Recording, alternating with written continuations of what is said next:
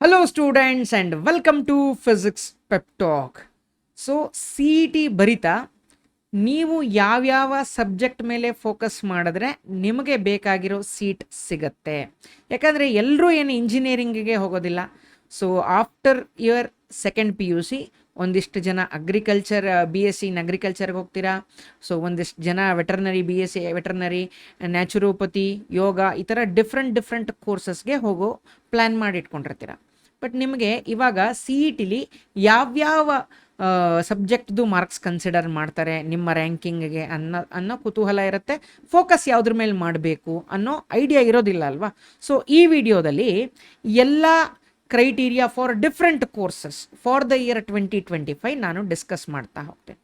So first one ಎಲ್ರಿಗೂ ಗೊತ್ತಿರುವಂತೆ ಇಂಜಿನಿಯರಿಂಗಲ್ಲಿ ನಿಮಗೆ ಪಿ ಸಿ ಎಮ್ ಬೋರ್ಡ್ಸ್ದು 50% ಕನ್ಸಿಡರ್ ಮಾಡ್ತಾರೆ. ಹಾಗೆ 50% of your P C M K C E T consider ಮಾಡಿ ರ್ಯಾಂಕಿಂಗನ್ನು ಕೊಡ್ತಾರೆ. ಸೊ ಇದು ಗೊತ್ತಿರೋದೆ. ನೆಕ್ಸ್ಟ್ ಫಾರ್ಮ್ ಸೈನ್ಸ್ ಕೋರ್ಸಸ್, ಇದರಲ್ಲಿ ಬಿ ಎಸ್ ಸಿ ಅಗ್ರಿಕಲ್ಚರ್ ಆದರೂ ಆಗಿರಲಿ, ಬಿ ಎಸ್ ಸಿ ಸೆರಿಕಲ್ಚರ್ ಅಥವಾ ಬಿ ಎಸ್ ಸಿ ಹಾರ್ಟಿಕಲ್ಚರ್, ಇಷ್ಟಕ್ಕೂ ನಿಮಗೆ ಪಿ ಸಿ ಎಮ್ ಬಿ ಬೋರ್ಡ್ನ ಕನ್ಸಿಡರ್ ಮಾಡ್ತಾರೆ. ಸೊ ಇದರಲ್ಲಿ 2 ಕ್ಯಾಟಗರಿ ಬರುತ್ತೆ ಅಗ್ರಿಕಲ್ಚರ್ ರ್ಯಾಂಕಿಂಗಲ್ಲಿ. ಒಂದು ಅಗ್ರಿಕಲ್ಚರ್ ಕೋಟಾ ಇರೋರು, ಇನ್ನೊಂದು ನಾನ್ ಅಗ್ರಿಕಲ್ಚರಲ್ ಕೋಟಾ. ಸೊ ಈ ಅಗ್ರಿಕಲ್ಚರಲ್ ಕೋಟಾ ಅಂತ ಹೇಳಿದ್ರೆ ಅವರ ಫ್ಯಾಮಿಲಿ ಫಾರ್ಮಿಂಗಲ್ಲಿ ಇನ್ಕ್ಲೂಡ್ ಆಗಿರಬೇಕು, ಆಯಿತಾ. ಅವ್ರ ಹತ್ರ ಪ್ರಮಾಣ ಪತ್ರ ಇರಬೇಕು, ನಾವು ಫಾರ್ಮರ್ಸ್ ಅಂತ. ಇದಕ್ಕೆ ಕ್ರೈಟೀರಿಯಾ ಸುಮಾರಿದೆ, ಅದನ್ನು ಕನ್ಸಿಡರ್ ಮಾಡೋದು ಬೇಡ, ಅದನ್ನು ಇನ್ನೊಂದು ವಿಡಿಯೋದಲ್ಲಿ ಯಾವತ್ತಾರು ಡಿಸ್ಕಸ್ ಮಾಡೋಣ.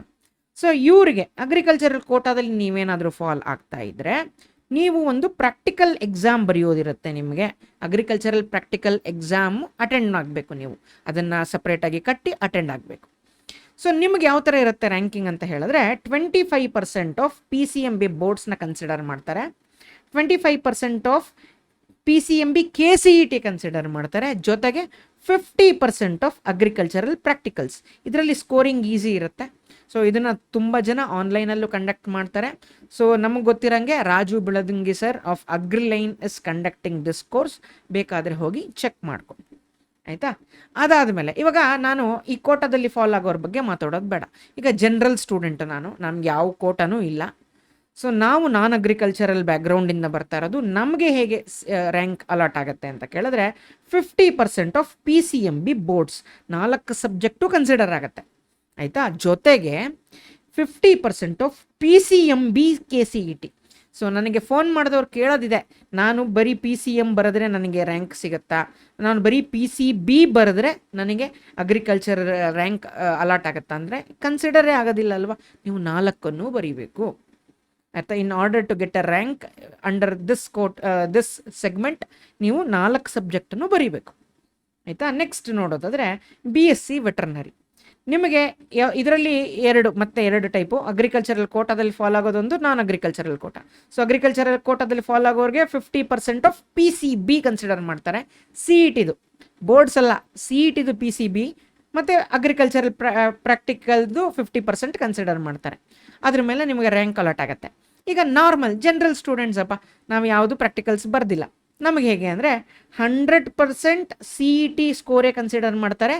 ಯಾವ್ಯಾವ ಸಬ್ಜೆಕ್ಟ್ದು ಫಿಸಿಕ್ಸು, ಕೆಮಿಸ್ಟ್ರಿ, ಬಯಾಲಜಿ ಕನ್ಸಿಡರ್ ಮಾಡಿ ಈ ಕೋರ್ಸ್ಗೆ ನಿಮಗೆ ರ್ಯಾಂಕ್ ಅಲಾಟ್ ಆಗುತ್ತೆ, ಆಯಿತಾ. Next B pharma and pharma ಡಿಗೆ ಹೇಗೆ ಕನ್ಸಿಡರ್ ಮಾಡ್ತಾರೆ ಅಂದರೆ rank based on 100% C E T of P C M R P C B. ಏನು P C M R P C B ಎರಡರಲ್ಲೂ ಫಿಸಿಕ್ಸ್ ಕೆಮಿಸ್ಟ್ರಿ ಕಾಮನ್ ಇದೆ. ಇದರಲ್ಲಿ ನೀವು 4 ಬರೆದಿರಬೇಕು, ಪಿ ಸಿ ಎಮ್ ಬಿ ಬರೆದಿರಬೇಕು. ಈ ಲಾಸ್ಟಲ್ಲಿ ಮ್ಯಾಥಮೆಟಿಕ್ಸಲ್ಲಿ 35 ಬಂದಿದೆ, ಬಯಾಲಜಿಲಿ 36 ಬಂದಿದ್ರೆ they will consider P C B. ಯಾವುದು ಹೈಯರ್ ಸ್ಕೋರ್ ಅಂತ ಕನ್ಸಿಡರ್ ಆಗುತ್ತಲ್ಲ ಅದ್ರ ಮೇಲೆ ನಿಮಗೆ ರ್ಯಾಂಕ್ ಅಲಾಟ್ ಮಾಡ್ತಾರೆ. ಇಲ್ಲ ಕೆಲವ್ರಿಗೆ 37 ಮ್ಯಾಥ್ಸಲ್ಲಿ ಬಂದಿದೆ, ಬಯಾಲಜಿಲಿ 32 ಬಂದಿದೆ ಅಂದರೆ they will consider maths for giving this rank. Whichever is highest will be considered and rank will be allotted for these 2 courses, ಆಯಿತಾ. ನೀವಿಲ್ಲಿ ಪಿ ಸಿ ಎಮ್ ಬಿ 4 ಬರೆದಿರಬೇಕು, ಆಬ್ವಿಯಸ್ಲಿ ರ್ಯಾಂಕ್ ಅಲಾಟ್ ಆಗೋದಕ್ಕಲ್ವಾ. ಸೊ ನೆಕ್ಸ್ಟ್ ಯಾವ ಥರದ್ದು B S C nursing ನೋಡೋದಾದರೆ, so rank based on 100% P C B C E T marks. So P C B C E T marks 100% consider ಮಾಡಿ ಈ ಕೋರ್ಸ್ಗೆ ranking allot ಮಾಡ್ತಾರೆ, ಆಯಿತಾ. So next naturopathy and yoga. ಇದರಲ್ಲಾದರೆ rank based on 50% P C B boards. So P C B ಇದು ಬೋರ್ಡ್ಸ್ದು 50% consider ಮಾಡ್ತಾರೆ, P C B 50% K C E T ಮಾರ್ಕ್ಸ್ನ ಕನ್ಸಿಡರ್ ಮಾಡಿ ಈ 2 ಕೋರ್ಸ್ಗೆ ರ್ಯಾಂಕನ್ನು ಅಲಾಟ್ ಮಾಡ್ತಾರೆ. ಸೊ ಇಷ್ಟೇ ಎಲ್ಲ ಕೋರ್ಸ್ದು ಡೀಟೇಲ್ಸ್ನ ಹೇಳಿದ್ದೀನಿ. ಸೊ ನಿಮ್ಗೆ you have sufficient time, still you have sufficient time. ನೀವು ಯಾವ್ಯಾವ ಸಬ್ಜೆಕ್ಟ್ ಮೇಲೆ ಫೋಕಸ್ ಮಾಡಬೇಕು ನಿಮಗೆ ಮನಸ್ಸಲ್ಲಿ ಇರುತ್ತೆ ಅಲ್ವಾ, ನಾನು ಈ ಕೋರ್ಸ್ಗೆ ಹೋಗಬೇಕು ಅಂತ ಆಲ್ರೆಡಿ ಪ್ಲ್ಯಾನ್ ಮಾಡಿಬಿಟ್ಟಿರ್ತೀರ. ಸೊ ಹಾಗಾಗಿ ನೀವು ಪ್ಲ್ಯಾನ್ ಅಕಾರ್ಡಿಂಗ್ಲಿ ನೀವು ಅಷ್ಟು ಮಾರ್ಕ್ಸ್, ನಾನು ಆಲ್ರೆಡಿ ಇವಾಗ marks versus C E T ವಿಡಿಯೋನ ಹಾಕ್ಬಿಟ್ಟಿದ್ದೀನಿ. ಸೊ ನೀವು ಯಾವ ಕ್ಯಾಟಗರಿಲಿ ಫಾಲೋ ಆಗ್ತಾ ಇದ್ದೀರಾ ಬೋರ್ಡ್ಸಲ್ಲಿ, ಸೊ ಹಾಗಾದರೆ ನೀವು ಪರ್ ಸಬ್ಜೆಕ್ಟ್ ಎಷ್ಟು ಮಾರ್ಕ್ಸ್ ತೊಗೊಂಡ್ರೆ ಇಂಥ ರ್ಯಾಂಕ್ ಒಳಗಡೆ ಬರ್ತೀರಾ ಅನ್ನೋ ವಿಡಿಯೋನ ಹಾಕಿದ್ದೀನಿ. ನೋಡಿಲ್ಲ ಅಂದರೆ ದಯವಿಟ್ಟು ಹೋಗಿ ನೋಡಿ. ಸೊ ಚಾಪ್ಟರ್ ವೈಸ್ ವೆಯ್ಟೇಜ್ ಎಷ್ಟಿದೆ ಅದನ್ನು ಪರ್ ಸಬ್ಜೆಕ್ಟ್ ಎಲ್ಲದೂ ವಿಡಿಯೋ ಮಾಡಿ ಹಾಕಿದ್ದೀನಿ, ಹೋಗಿ ನೋಡಿಬಿಟ್ಟು ನೀವು ಹೇಗೆ ಪ್ರಿಪೇರ್ ಆಗಬೇಕು ಅಂತ ಡಿಸೈಡ್ ಮಾಡ್ಕೊಳ್ಳಿ. ಸೊ ನೆಕ್ಸ್ಟ್ 20 ಡೇಸ್ ನಿಮ್ಮ ಎಫರ್ಟ್ ಎಷ್ಟಿರುತ್ತಲ್ಲ, ನಿಮ್ಮ ಲೈಫ್ ಅಷ್ಟು ಚೆನ್ನಾಗಿರುತ್ತೆ. ನೀವು ಅಂದ್ಕೊಂಡಂಗೆ ಹೆಂಗೆ ಬಾಳಬೇಕು, ನಾನು ಅಂದ್ಕೊಂಡಿರೋ ಕೋರ್ಸಲ್ಲೇ ಮುಂದುವರಿಬೇಕು ಅಂತ ಇರುತ್ತಲ್ಲ, ಅದನ್ನು ಸಾರ್ಥಕ ಮಾಡ್ಕೊಳ್ಳೋದಕ್ಕೆ ನಿಮ್ಮ ಹತ್ರ ನೆಕ್ಸ್ಟ್ 20 to 25 ಡೇಸ್ ಇದೆ. So all the very best. ಅದೇ ಥರನೇ ನಿಮ್ಮ ಪ್ರಿಪರೇಷನ್ ಇರಲಿ, ಆಯಿತಾ. ಸೊ ಇನ್ನೂ ಯಾರಾದರೂ ಸಿ ಇ ಟಿ ಕ್ರ್ಯಾಶ್ ಕೋರ್ಸ್ಗೆ ಟ್ರೈ ಮಾಡ್ತಾ ಇದ್ದರೆ, at physics Pep talk app we are offering 2 crash courses. So physics and chemistry crash ಕೋರ್ಸ್ನ ನಾವು ಆಫರ್ ಮಾಡ್ತಾ ಇದ್ದೀವಿ. ಫಿಸಿಕ್ಸು 22 ಡೇಸಲ್ಲಿ ಮುಗಿಯುತ್ತೆ, ಕೆಮಿಸ್ಟ್ರಿ 19 ಡೇಸಲ್ಲಿ ಮುಗ್ದು ಹೋಗುತ್ತೆ. ನಿಮಗೆ ಫುಲ್ 50+ ಪರ್ ಸಬ್ಜೆಕ್ಟ್ ಸ್ಕೋರ್ ಮಾಡೋದು ಹೇಗೆ ಅಂತ ಕಂಪ್ಲೀಟ್ ಟೀಚಿಂಗ್ ನಾವು ಮಾಡಿಕೊಡ್ತೀವಿ ವಿತ್ ಶಾರ್ಟ್ಕಟ್ಸ್, ಟಿಪ್ಸು, ಟ್ರಿಕ್ಸು, ಯಾವ್ಯಾವ ಥರದ ಕ್ವಶನ್ನ ಅಟೆಂಪ್ಟ್ ಮಾಡಬೇಕು, ಯಾವ್ಯಾವ ಚಾಪ್ಟರ್ನ ಓದಬೇಕು. ಸೊ ಇದರಲ್ಲಿ ಈ ಚಾಪ್ಟ್ರಲ್ಲಿ ಯಾವ್ಯಾವ ಕಾನ್ಸೆಪ್ಟ್ ಮೇಲೆ ಕ್ವಶನ್ ಬರುತ್ತೆ ಎಲ್ಲದೂ ಈ 2 ಕೋರ್ಸಲ್ಲಿ ಇನ್ಕ್ಲೂಡೆಡ್ ಇರುತ್ತೆ. ಜೊತೆಗೆ D P Ps with solution ಇರುತ್ತೆ, ಮತ್ತು ಪಿ ಸಿ ಎಮ್ ಬಿ 4 ಸಬ್ಜೆಕ್ಟ್ದು ಮಾಕ್ ಟೆಸ್ಟು ಇದೇ ಕೋರ್ಸಲ್ಲಿ ಕಂಡಕ್ಟ್ ಮಾಡ್ತೀವಿ. ಪರ್ ಸಬ್ಜೆಕ್ಟ್ ಅರೌಂಡ್ 5 ಪೇಪರ್ಸ್ ಇರುತ್ತೆ. So total 20 mock tests will be conducted.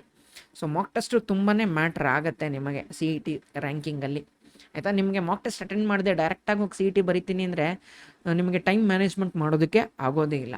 ಹಾಗಾಗಿ ಮಾಕ್ ಟೆಸ್ಟ್ನ ಖಂಡಿತ ಬರೀರಿ ಎಲ್ಲರೂ. ಸೊ ಆಯಿತಾ. So that's it for this video guys. This is your teacher Nagabharana signing off with a smile. I'll meet you guys in the next video. Until then, have a nice day. Bye.